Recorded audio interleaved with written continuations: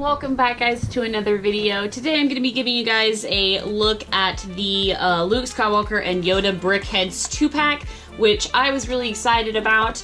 I really like the look of these guys, but I'm really picky with BRICKHEADZ, and so I only have one other one right now, which is Chewbacca, and that's kind of how I want to keep it, just ones that I really like, because then again, this can be a whole nother addiction. So you either like them or you hate them, but either way, I thank you so much for checking out this video. But like I said, I've really been waiting for this set. I think that it's really cool. I love the characters, and so yes, so here's the box. As you can tell, nothing fancy, super fancy.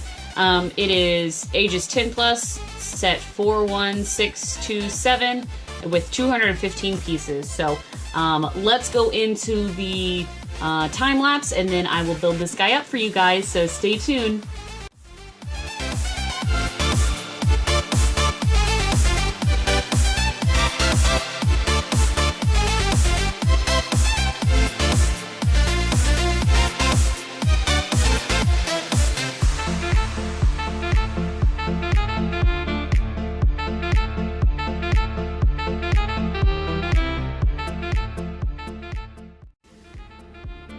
Alrighty, so here are the BRICKHEADZ themselves, and overall I'm pretty happy with this build.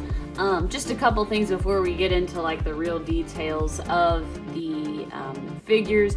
These guys are so weird to me. Like, the concept is so abstract, but at the same time they come together in such a creative way.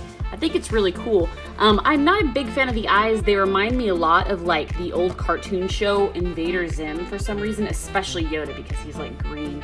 And then also the other thing, which you probably see in the time lapse of it, but you have all these weird colored pieces in the center that help build them, and I don't know what that is, if Lego is just using some like extra brick bulk and they just incorporate into these figures to use it and like recycle it, which is fine.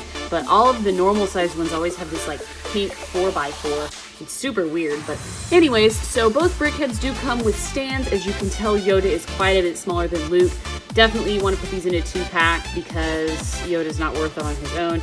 I think even this set has some complaints because Yoda is so much smaller than Luke. People are like, oh yeah, I'm paying this much and I want 2 full-size ones.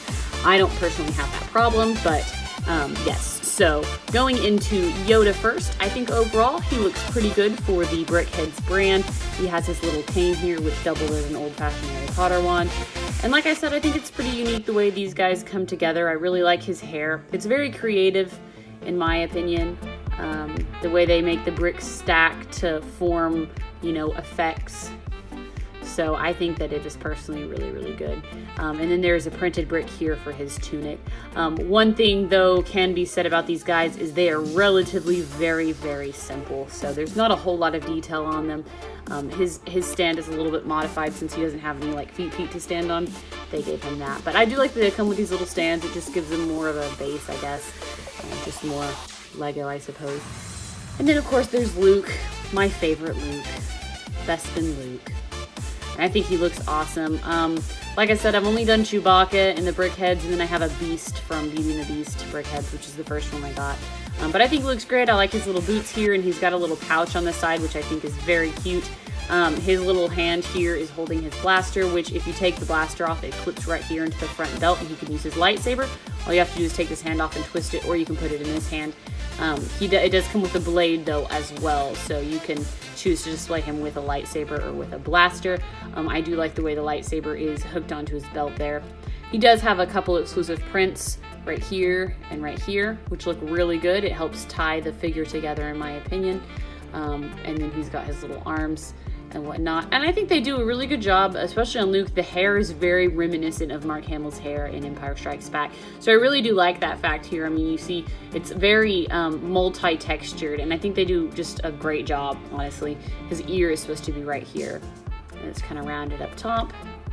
And even in the back, they just tie it together and make a whole bunch of Lego bricks stacked together look like hair, and I think they do a really successful job. Whether you like these guys or not, I think you have to admit that they are pretty creative and abstract in a way, and I think that Lego does do a good job actually building these. They aren't just slapdash together because they just, I think that they really tie in well to be made out of like complete Legos. I mean, like years ago, nobody I think would have ever thought to do this, to make figures out of Legos in this way. Of course, maybe I could be wrong, but it's really cool. You can see a lot of different mocks that people make of these.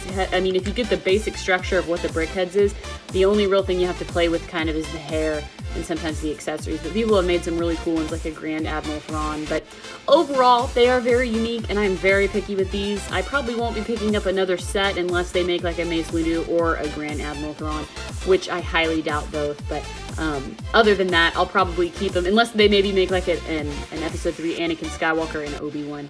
But yeah, so let me know what you think about these guys in the comments.